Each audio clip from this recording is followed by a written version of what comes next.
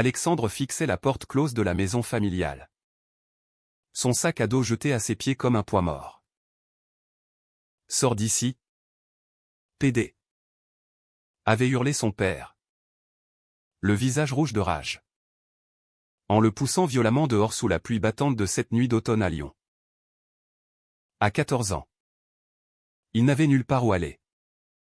Et le choc de cette expulsion brutale le laissait figé. Les larmes se mêlant à l'eau froide qui ruisselait sur son visage. Il erra dans les rues sombres. Le cœur battant la chamade.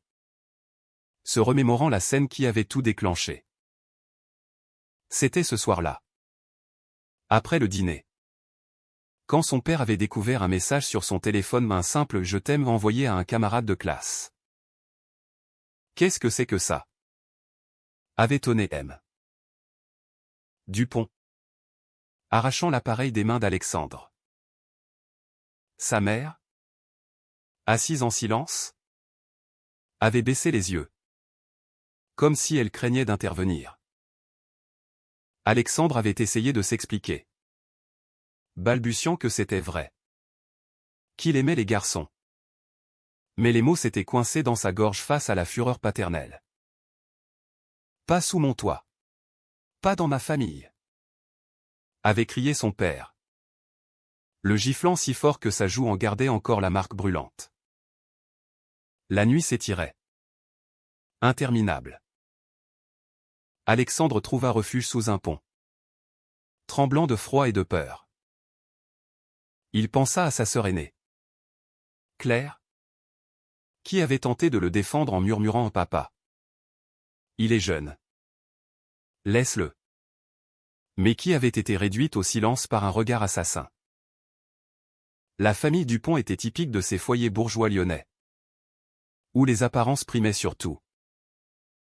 Son père, ingénieur respecté, fréquentait l'église tous les dimanches et votait pour les partis conservateurs.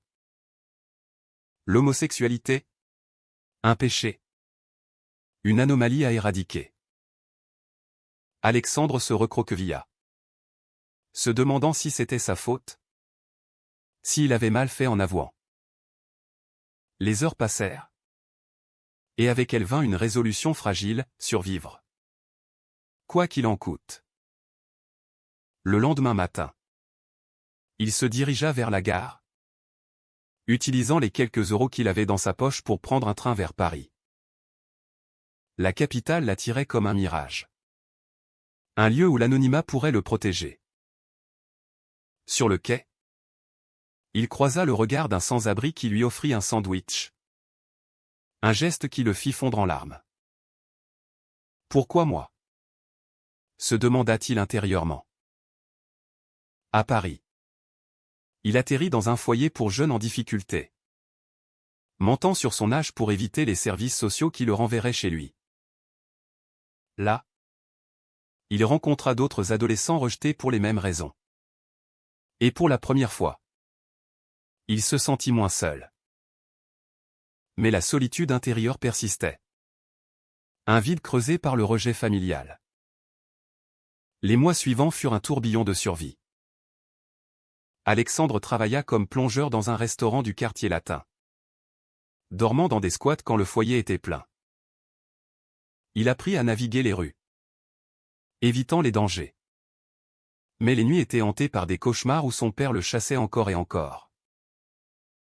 Il écrivit une lettre à sa mère. Implorant son aide. Mais elle resta sans réponse. Était-elle d'accord avec son père? Ou avait-elle peur? Ces questions le rongeaient. Alimentant une colère sourde contre le monde qu'il avait abandonné. Un jour, alors qu'il servait des cafés, il croisa Julien. Un étudiant en droit de 20 ans. Qui commanda un espresso avec un sourire chaleureux. Julien remarqua les yeux fatigués d'Alexandre et engagea la conversation. « Tu as l'air d'avoir besoin d'un ami. » dit-il simplement. Alexandre hésita. Mais quelque chose en Julien l'apaisa. Ils parlèrent des heures. Alexandre se confiant pour la première fois sur son expulsion. Julien. Ouvertement gay et militant dans une association LGBT. L'écouta sans jugement. Tu n'es pas seul.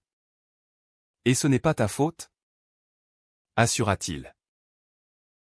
Cette rencontre marqua le début d'une amitié qui, lentement, se transforma en quelque chose de plus profond. Pourtant, les conflits intérieurs d'Alexandre ne s'apaisaient pas. Il se sentait coupable d'aimer Julien. Comme si cela validait les accusations de son père. Les nuits. Il luttait contre des pensées suicidaires. Se demandant si la vie valait la peine d'être vécue sans famille. Julien l'encouragea à consulter un psychologue. Et petit à petit, Alexandre commença à reconstruire son estime de soi. Mais la société française, malgré ses lois progressistes, n'était pas exempte de préjugés. À l'école qu'il avait reprise en cours du soir, des camarades le harcelaient, le traitant de tapette. Chaque insulte ravivait la douleur du rejet paternel.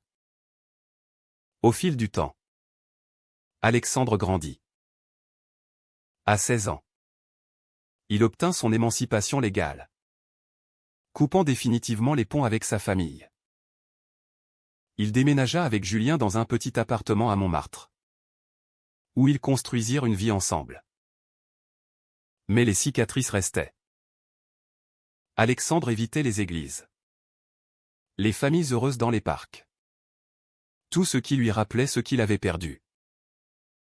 Julien, patient, l'aidait à affronter ses démons. Mais Alexandre savait que le vrai affrontement viendrait un jour, le retour à Lyon. La tension montait en lui comme une marée. Il imaginait confronter son père. Lui montrer qu'il avait survécu. Qu'il était fort. Mais la peur le retenait. Et si son père le rejetait à nouveau? Et si sa mère le suppliait de pardonner? Ces dilemmes moraux le tourmentaient, le forçant à questionner ses choix. Avait-il raison de haïr son père? Ou devait-il chercher la réconciliation? La société l'encourageait à pardonner. Mais son cœur saignait encore. Les années passèrent. Et Alexandre, maintenant à 18 ans, s'était forgé une armure. À Paris, il excellait dans ses études de journalisme. Inspiré par Julien qui l'avait poussé à transformer sa douleur en mots. Leur soirée était remplie de débats passionnés sur les droits LGBT. Julien militant ardemment contre les discriminations. Mais Alexandre portait en lui un secret, une lettre de sa sœur Claire. Reçue 1 an après son départ. L'informant que leur père regrettait vaguement, mais refusait de l'admettre. Cette lettre raviva les flammes.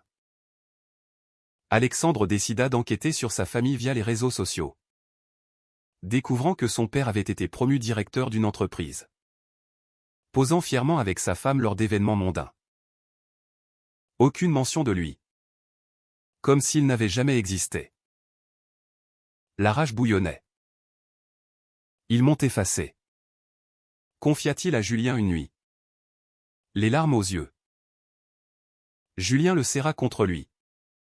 Murmurant, tu es plus que ça. Tu es vivant. Et c'est ta victoire. Pourtant, la vie n'était pas sans épreuve. Julien fut agressé un soir par un groupe homophobe dans le Marais. Rentrant avec un œil au beurre noir. Alexandre, paniqué, insista pour porter plainte. Mais Julien hésita, craignant les représailles. Cet incident révéla les failles de leur relation, Alexandre voulait se battre ouvertement. Tandis que Julien préférait la discrétion. La société change. Mais lentement. Disait Julien. Alexandre, lui, bouillonnait d'impatience. Rejoignant des manifestations où il criait pour l'égalité. Un tournant survint quand Alexandre publia un article anonyme sur son expulsion. Dans un journal étudiant. Le texte, cru et émouvant, fut partagé massivement, attirant l'attention d'une association qui l'invita à témoigner. Pour la première fois, il parla publiquement, sa voix tremblante au début. Puis affirmait. Mon père m'a jeté dehors parce que j'aimais un garçon. Mais je refuse de me cacher. La foule applaudit. Et Julien, dans le public, rayonnait de fierté. Mais ce succès attira aussi des haineux en ligne, qui l'insultaient, ravivant ses doutes. À 20 ans, Alexandre fit face à une trahison inattendue. Un ami proche, Marc, jaloux de sa relation avec Julien, répandit des rumeurs sur leur couple, insinuant qu'Alexandre profitait de Julien pour sa visibilité. Blessé, Alexandre confronta Marc, qui avoua sa jalousie, tua tout. Même après ce qui t'est arrivé. Cette confrontation força Alexandre à réfléchir sur ses privilèges. Il était blanc, éduqué, dans une ville progressiste. Mais la douleur de la trahison le fit douter de tous. Même de Julien brièvement. Julien, sentant la distance, organisa un voyage surprise à la campagne normande. Là, sous les étoiles, ils se confièrent. J'ai peur de te perdre, admit Alexandre. Julien répondit, nous sommes plus forts ensemble. Mais tu dois guérir de ton passé. Ce moment renforça leur lien. Mais Alexandre savait que la guérison passait par Lyon. De retour à Paris, il reçut un appel de Claire. Papa est malade. Un cancer? Dit-elle. La voix brisée. Alexandre sentit un mélange de compassion et de vengeance. Devait-il retourner? Ignorer? Le dilemme le consumait. Julien le conseilla, fais ce qui te semble juste. Mais ne le fais pas par haine. Alexandre choisit d'attendre, se concentrant sur sa carrière. Il décrocha un stage dans un grand média, couvrant les questions sociales, transformant sa douleur en force. Mais les nuits étaient agitées. Il rêvait de son père, faible sur un lit d'hôpital, implorant le pardon. Était-ce de la pitié? Ou un piège? La société française, avec ses débats sur le mariage gay et l'adoption, le poussait à questionner les normes familiales. Ses articles critiquaient les familles conservatrices. Mais intérieurement, il luttait contre le désir de réconciliation. À 22 ans, une opportunité surgit, un reportage sur les jeunes LGBT sans-abri à Lyon. Alexandre accepta, voyant cela comme un signe. Julien l'accompagna, inquiet. Et si tu le croises? Alexandre haussa les épaules, c'est le moment. Le voyage fut tendu, chaque rue rappelant des souvenirs. À Lyon, il interviewa des jeunes comme lui autrefois. Leurs histoires échoant la sienne. Puis, un soir, Claire l'appela, viens à l'hôpital. Papa veut te voir. Le cœur serré. Alexandre hésita. Allait-il affronter son passé? Ou tourner la page définitivement? La décision pesait, lourde de conséquences morales. Alexandre se tenait devant l'hôpital de Lyon, les mains tremblantes. Julien, à ses côtés, posa une main sur son épaule, je suis là. À 23 ans maintenant. Alexandre avait changé au plus grand. Plus assuré. Avec une cicatrice invisible mais profonde. Il entra. Guidé par Claire, qui l'étreignit en larmes, tu lui as manqué. Dans la chambre, son père gisait, amaigri par la chimio, les yeux fatigués. Alexandre, murmura-t-il. La voix faible. Alexandre s'approcha. La gorge nouée. « Pourquoi m'as-tu appelé » demanda-t-il froidement. Son père baissa les yeux, « Je regrette. J'ai eu tort. » Ces mots, attendus si longtemps, sonnaient creux. Était-ce sincère? Ou la peur de la mort? La conversation fut tendue. Son père raconta comment, après son départ, la famille s'était effritée. Sa mère avait sombré dans la dépression. Claire avait quitté la maison. C'est ma faute? Admit-il. Alexandre écouta. Mais la colère montait, tu m'as jeté dehors comme un déchet. À 14 ans. Son père pleura, j'étais ignorant. Influencé par l'Église. La société. Alexandre pensa aux années perdues. Aux nuits froides. Aux doutes. Julien attendit dehors, respectant l'intimité. Quand Alexandre sortit, effondré, il le serra, que as-tu décidé? Alexandre répondit, je ne sais pas encore. Ils rentrèrent à Paris. Mais le voyage avait ouvert une brèche. Alexandre commença à correspondre avec sa mère, qui s'excusa timidement. Ton père a changé, écrivit-elle. Mais Alexandre doutait, le changement pouvait-il effacer le mal? À 24 ans, leur relation avec Julien évolua. Ils se fiancèrent discrètement, dans un cercle d'amis. La nouvelle atteignit Lyon via Claire, provoquant une réaction mitigée. Son père envoya une carte, félicitations. Alexandre la déchira. Furieux, trop tard. Julien tempéra, peut-être pas. Le pardon est une force. Ce débat interne tourmenta Alexandre, pardonner.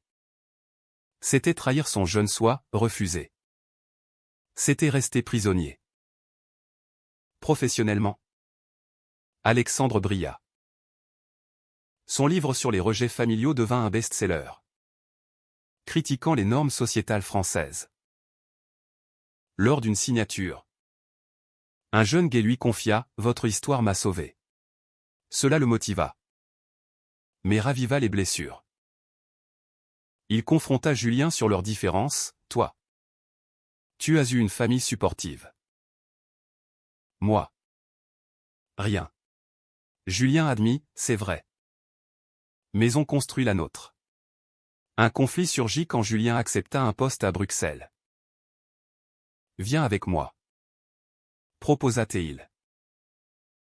Alexandre refusa. Attaché à Paris et à son travail. La distance testa leur couple. Avec des appels tendus. Alexandre se sentit abandonné à nouveau, projetant ses peurs sur Julien.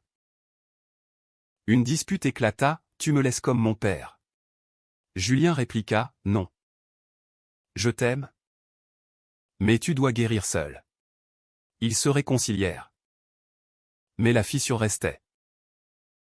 De retour à Lyon pour une conférence, Alexandre croisa son père par hasard dans un café.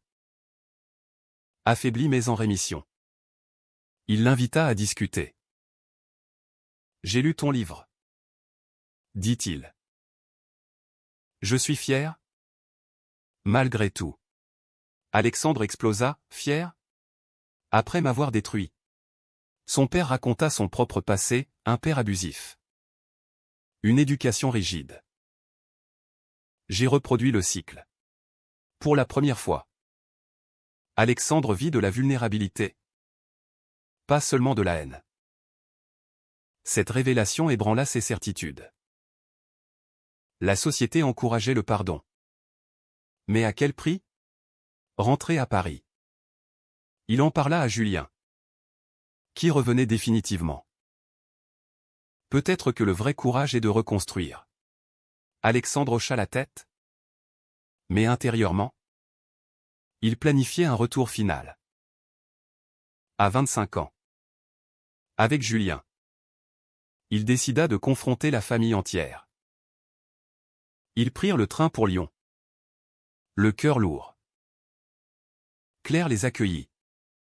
Nerveuse. La réunion fut explosive, accusation. Larmes. Excuses. Sa mère pleura, on t'a perdu par ignorance. Son père, humble, demanda pardon. Alexandre, tremblant, répondit, je vous pardonne. Mais je n'oublierai pas. Était-ce une victoire? Ou une capitulation? La réconciliation fut fragile. Comme un ver fendillé. Alexandre et Julien rentrèrent à Paris. Mais les appels avec la famille devinrent réguliers. Son père, changé par la maladie, s'engagea dans une association contre l'homophobie. Surprenant Alexandre. C'est pour toi, dit-il un jour. Alexandre douta, était-ce authentique? Ou une rédemption tardive? À 26 ans. Leur mariage eut lieu à Paris. Sous un soleil printanier. La famille Dupont vint. Tendue mais présente. Son père serra la main de Julien, prends soin de lui. Alexandre sentit un mélange d'émotions, joie. Mais aussi ressentiment résiduel. La société applaudissait ce happy end. Mais intérieurement, il questionnait, avait-il sacrifié sa dignité pour la paix familiale? Les mois suivants révélèrent des fissures. Lors d'une visite à Lyon, son père glissa une remarque conservatrice sur l'adoption gay. Alexandre explosa, tu n'as pas changé. Son père s'excusa. Mais le doute s'installa. Julien, médiateur, murmura, le changement prend du temps. Alexandre se demanda si le pardon était une illusion. Un choix moral contestable. Professionnellement, Alexandre produisit un documentaire sur les familles brisées par l'homophobie. Interviewant son père. La diffusion causa un scandale, certains louaient la rédemption. D'autres accusaient Alexandre de normaliser l'abus. En ligne. Les débats rageaient, pardonner un homophobe? Alexandre luttait contre l'anxiété. Se confiant à Julien, ai-je trahi la communauté? Un trahison final surgit quand Claire révéla que leur père avait initialement refusé de venir au mariage. Cédant seulement sous pression. Blessé. Alexandre coupa les ponts temporairement. Je ne peux plus, dit-il à Julien. Celui-ci, patient, répondit, tes choix définissent qui tu es. Alexandre réfléchit au dommage, la perte d'innocence. Les années volées. Contre la possibilité de guérison. Des années plus tard. À 30 ans. Alexandre, père adoptif avec Julien, revit sa famille. Son père, âgé, pleura en voyant l'enfant, j'ai raté tant. Alexandre, apaisé mais vigilant, répondit, on avance. La vie continuait. Marquée par les choix passés. Mais au fond, la question persistait, pardonner un parent abusif est-il un acte de force? Ou une capitulation face à la pression sociétale?